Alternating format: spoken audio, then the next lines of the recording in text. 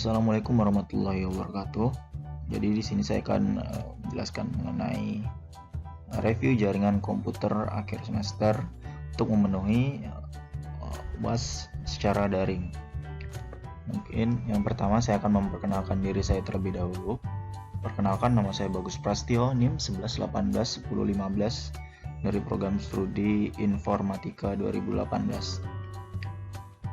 Jadi untuk materi yang pertama yakni mengenai Internet Protokol. Jadi apa itu Internet Protokol? Internet Protokol atau alamat IP yang sering disingkat IP adalah deretan angka biner antara 32 bit sampai 128 bit yang dipakai sebagai alamat identifikasi untuk setiap peralatan jaringan yang menggunakan protokol TCP atau Transfer Control Protocol atau IP, Internet Protocol. Selanjutnya, panjang dari angka ini adalah 32 bit untuk IPv4 atau IP versi 4 dan 128 bit untuk IPv6 atau IP versi 6 yang menunjukkan alamat dari komputer. IP address sendiri terdiri dari dua bagian, yaitu Network ID dan Host ID, di mana Network ID menentukan alamat jaringan komputer, sedangkan Host ID menentukan alamat host atau komputer, router, switch, dan sebagainya. Jadi untuk contohnya akan saya jelaskan pada slide selanjutnya. Jadi ini adalah IP versi 6 dan IP versi 4, di mana pada IP versi 4 ini terdiri dari 4 byte. Yang masing-masing byte-nya itu ada 8 bit.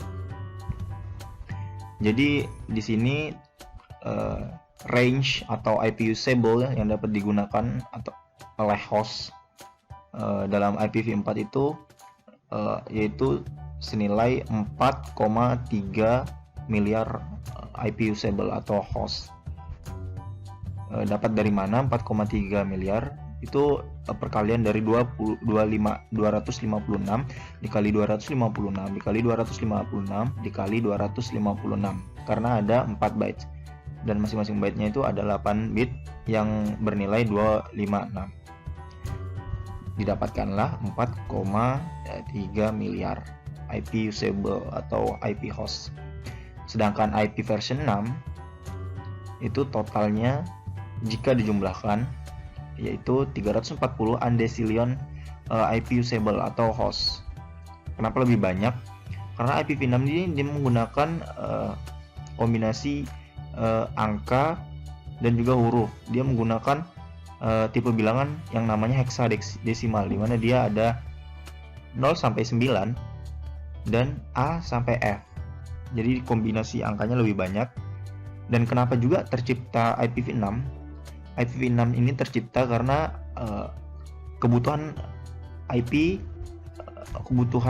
sangat banyak, mengingat bahwa perangkat yang membutuhkan alamat IP pada masa yang sekarang ini sangat banyak ya.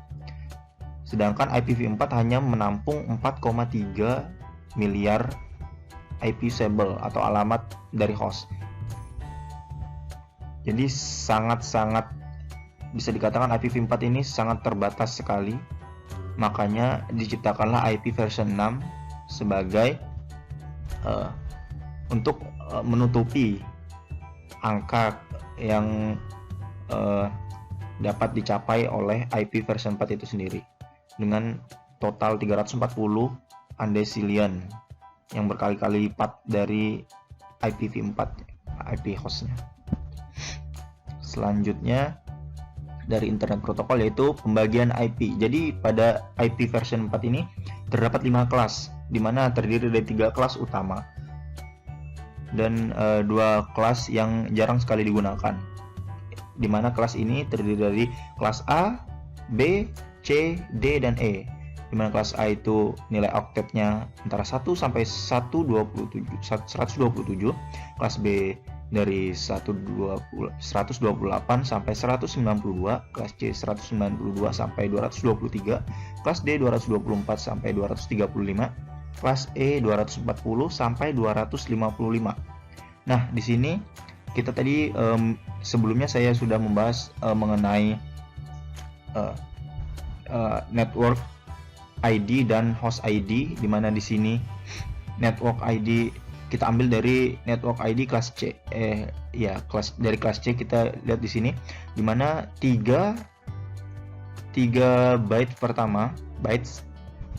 pertama itu punyanya si network ID, dan host ID atau pengenal dari device-nya itu sendiri itu berada pada bagian paling akhir.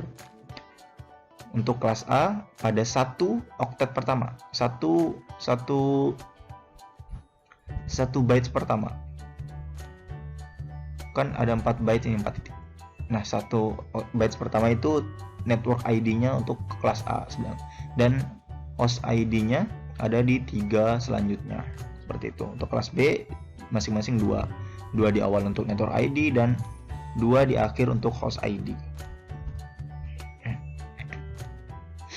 Selanjutnya, ini adalah contoh dari cara menghitung IP version 4, dimana di sini kita mencoba untuk menghitung IP 192.168.1.1 dengan prefix 26, yang artinya ini adalah IP kelas C, dimana pertama-tama kita 32 dikurang 26 ini diambil dari total prefix dari kelas A sampai kelas C itu ada 32.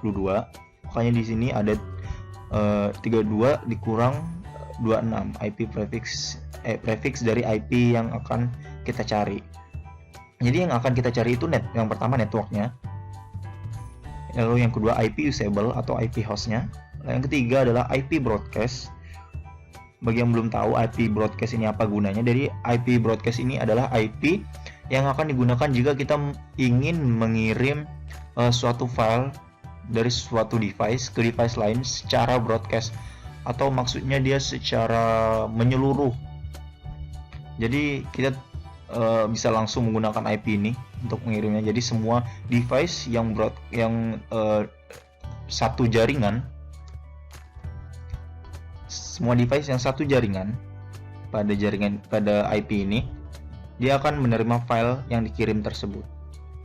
Lalu di sini ada subnet mask. Kenapa 192? Karena di sini ini adalah prefix 26. Prefix 26 di sini adalah 64. Di mana 256 dikurang 64 adalah 192. Di situ cara mendapatkannya. Selanjutnya yang akan kita bahas adalah subnet mask. Jadi apa itu subnet mask? Jadi subnet adalah istilah yang mengacu pada angka biner baik 32 bit untuk IP version 4 maupun 128 bit untuk IP version 6 yang digunakan untuk membedakan network ID dengan host ID yang sudah kita bahas sebelumnya. Jadi menunjukkan letak suatu host di suatu jaringan, apakah berada di jaringan lokal atau jaringan luar.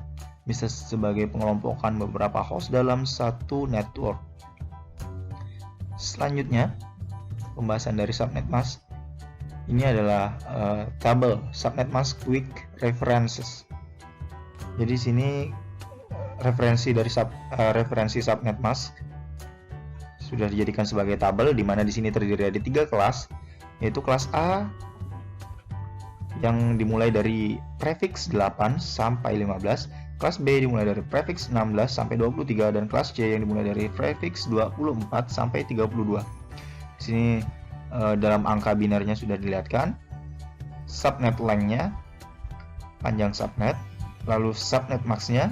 Di sini kita bisa lihat tadi salah satu contoh dari prefix 26 adalah 192. Lalu ini adalah perhitungannya untuk menghitung IP tadi. Saya lihat di sini 192 karena dia maksimal hostnya adalah 64, jadi 256 dikurang 64 adalah 192. Begitu cara mendapatkan subnet mask untuk kelas C. Yang selanjutnya adalah subnetting. Jadi apa itu subnetting? Mari kita bahas mengenai subnetting. Subnetting adalah teknik memecah network atau jaringan komputer menjadi beberapa subnetwork yang lebih kecil. Subnetting hanya dapat dilakukan pada IP address kelas A, kelas B, dan kelas C. Dan dengan teknik subnetting, maka suatu network dapat menciptakan beberapa network tambahan, tetapi hal itu sayangnya bisa mengurangi jumlah maksimum host yang ada dalam tiap network tersebut. Selanjutnya, dari subnetting, ini adalah visualisasi dari subnetting itu sendiri, di mana pada gambar sebelah kiri terdapat perumahan yang logikanya belum di subnetting. Tampak rapi, namun di sini masih belum serapi yang seharusnya. Lalu pada gambar selanjutnya yang di sebelah kanan terlihat bahwa rumah-rumah ini sudah dibagi per blok, per gang, dan per masing-masing nomornya. Jadi maksudnya subnetting di sini adalah dia itu lebih ke mengefisiensi IP dan juga memudahkan dalam memberikan pengalamatan kepada device. Jadi subnetting itu sendiri seperti kita ambil contoh, kita ingin memberikan IP pada 3 device. Jadi misalnya kita menggunakan 3 device ini, kita menggunakan IP 192.168.1.1, lalu prefixnya adalah 24, di mana prefix 24 ini terdiri dari 254 IP usable, 1 broadcast, dan 1 network. Jadi hanya 3 yang digunakan, dan ada 251 IP yang tidak tergunakan. Jadi tidak efisien jika kita tidak melakukan subnetting. Makanya kita lakukan subnetting, kita persempit lagi angkanya. Jadi kita bisa menggunakan prefix 29 dengan IP usable 6 IP usable, 1 network dan 1 broadcast. Jadi seperti itu. Selanjutnya adalah routing. Apa itu routing? Nah, routing adalah proses menentukan jalur yang akan dilalui oleh paket. Perangkat yang melakukan routing adalah router. Dengan routing, sebuah paket dapat keluar masuk ke jaringan lain secara bebas sesuai dengan aturan yang ditetapkan. Routing dibedakan menjadi 2, yakni routing static atau static routing dan dynamic routing. Lalu ada jenis-jenis dari routing. Static routing adalah routing yang dilakukan secara manual. Setiap jaringan yang akan di-routing harus dikonfigurasi satu persatu oleh administrator jaringan. Kelebihan dari static routing adalah lebih aman serta tidak membutuhkan sumber daya yang besar.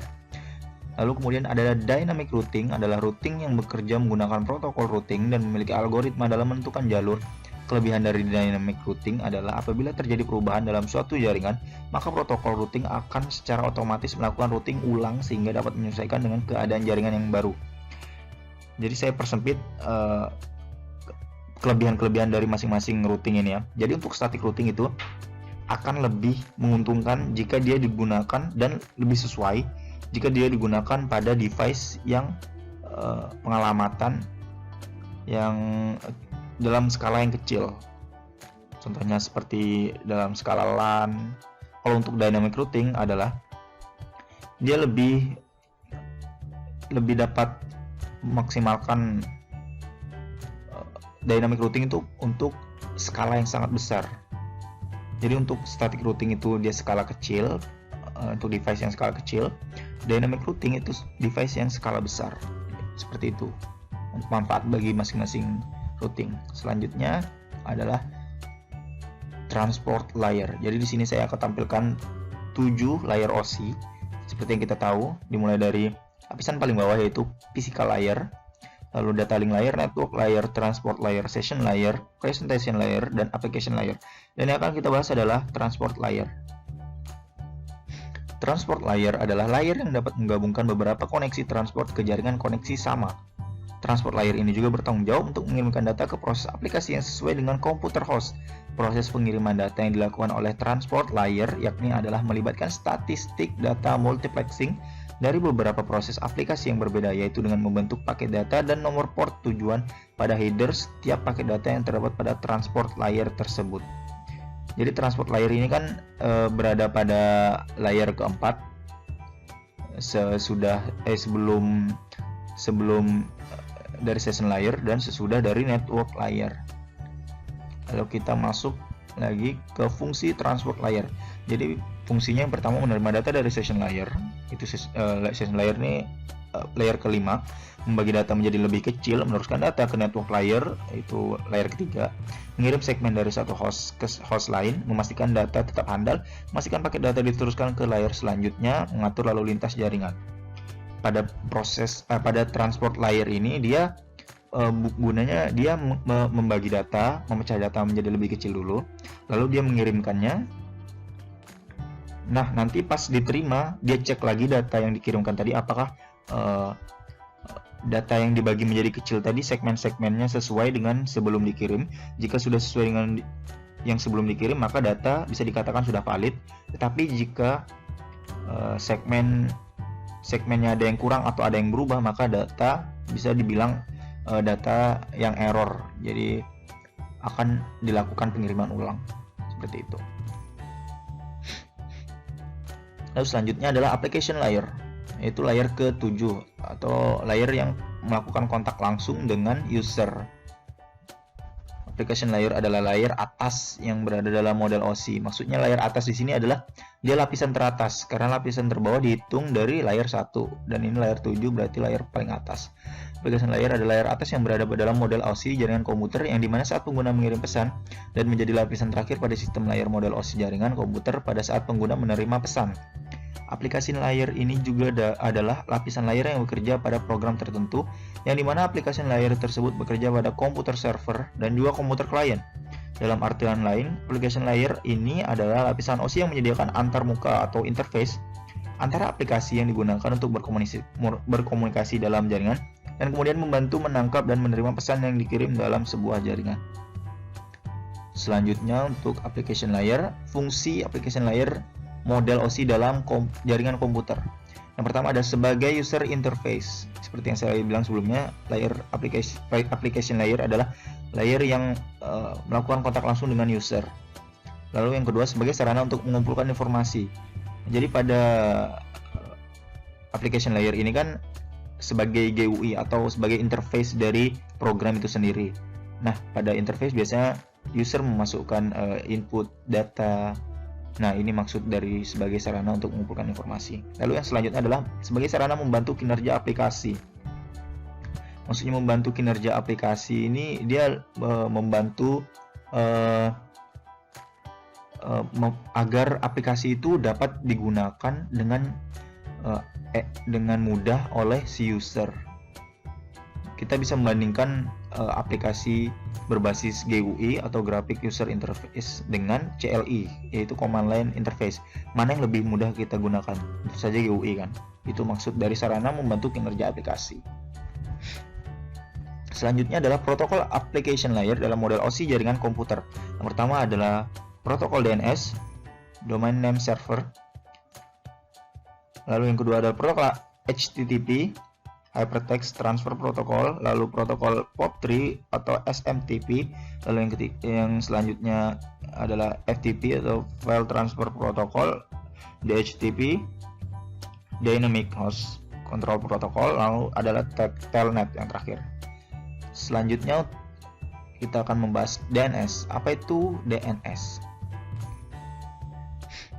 DNS adalah singkatan dari Domain Name System, yang merupakan sebuah sistem untuk menyimpan informasi tentang nama host maupun nama domain dalam bentuk basis data tersebar atau distributed database di dalam jaringan komputer. Contohnya adalah internet.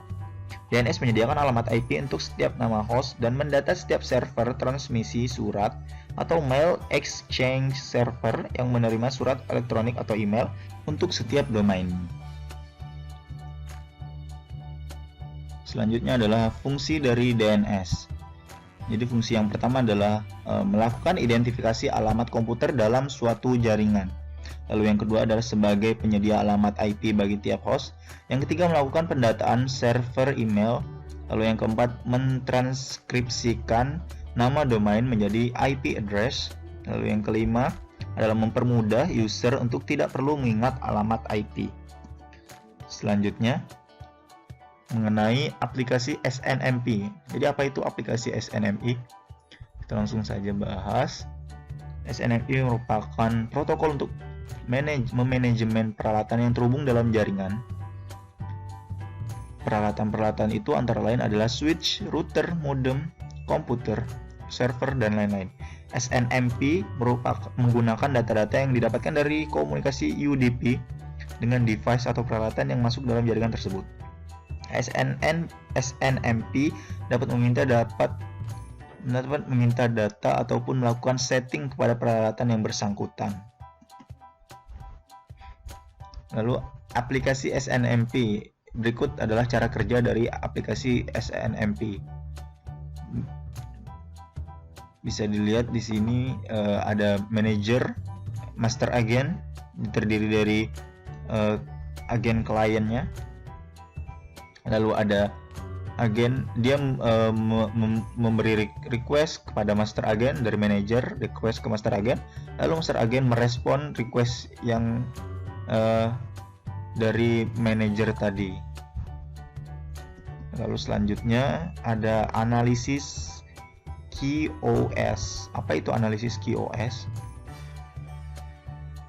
Jadi analisis QoS atau kepanjangan dari Quality of Service atau kualitas layanan adalah metode pengukuran yang digunakan untuk menentukan kemampuan sebuah jaringan seperti aplikasi jaringan, host atau router dengan tujuan memberikan network service yang lebih baik dan terencana sehingga dapat memenuhi kebutuhan suatu layanan. Analisis QoS, Quality OS atau kualitas jaringan. Stop yang tadi, oke. Lalu selanjutnya adalah manfaat QoS. Yang pertama, memberikan prioritas untuk aplikasi-aplikasi yang kritis pada jaringan. Lalu yang kedua, memaksimalkan penggunaan investasi jaringan yang sudah ada. Yang ketiga, meningkatkan performansi untuk aplikasi-aplikasi yang sensitif terhadap delay seperti voice dan video. Lalu yang keempat, merespon terhadap adanya perubahan-perubahan pada aliran traffic jaringan atau kepadatan atau antrian di dalam suatu jaringan. Selanjutnya adalah parameter dari QoS. Yang pertama adalah bandwidth. Bandwidth adalah luas atau lebar cakupan frekuensi yang digunakan oleh sinyal dalam medium transmisi. Lalu yang selanjutnya adalah throughput. Throughput adalah kemampuan sebenarnya suatu jaringan dalam melakukan pengiriman data. Selanjutnya jitter. Jitter adalah variasi atau perubahan latency dari delay atau variasi waktu kedatangan paket. Yang keempat adalah packet loss, adalah parameter yang menggambarkan suatu kondisi yang menunjukkan jumlah total paket yang hilang atau bisa disebut sebagai RTO ya. Selanjutnya adalah latency, yaitu total waktu tunda suatu paket yang diakibatkan oleh proses transmisi dari satu titik ke titik lain yang menjadi tujuannya.